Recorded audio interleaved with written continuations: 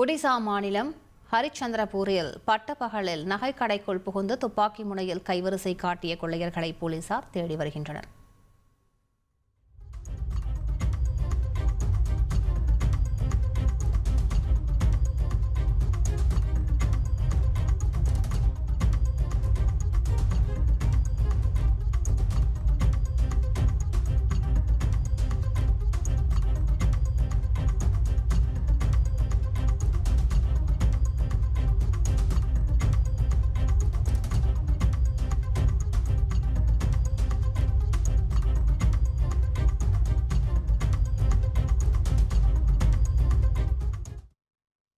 கூடுதல் விவரங்களை செய்தியாளர் ரமேஷ்குமாரிடம் கேட்கலாம். ரமேஷ்குமார், என்ன நடந்தது? இது தொடர்பாக கடை உரிமையாளர்கள் என்ன சொல்கிறாங்க?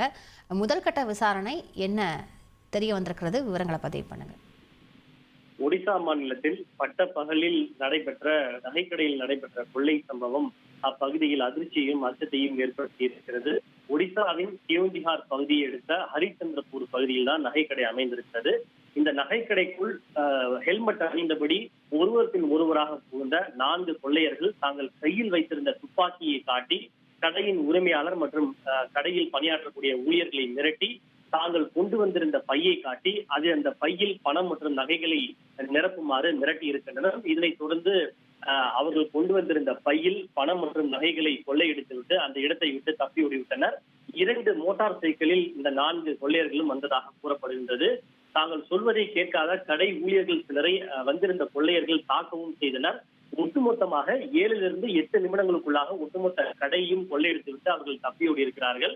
அவர்கள் சாலையில் வரும்போதே துப்பாக்கியை காட்டி மிரட்டியபடி வந்ததாகவும் மற்றவர்களுக்கு அச்சத்தை ஏற்படுத்துவதற்காக வானத்தை நோக்கி துப்பாக்கியால் சுட்டதாகவும் சம்பவத்தை நேரில் பார்த்தவர்கள் தெரிவித்திருக்கின்றனர்.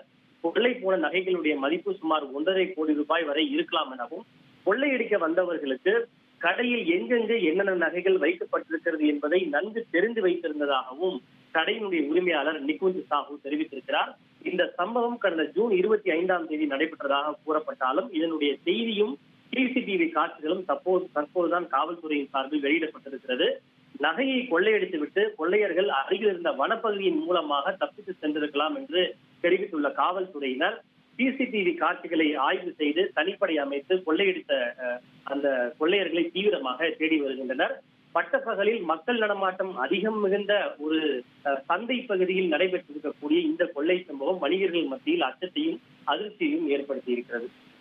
விவரங்களுக்கு நன்றி ரமேஷ்குமார்.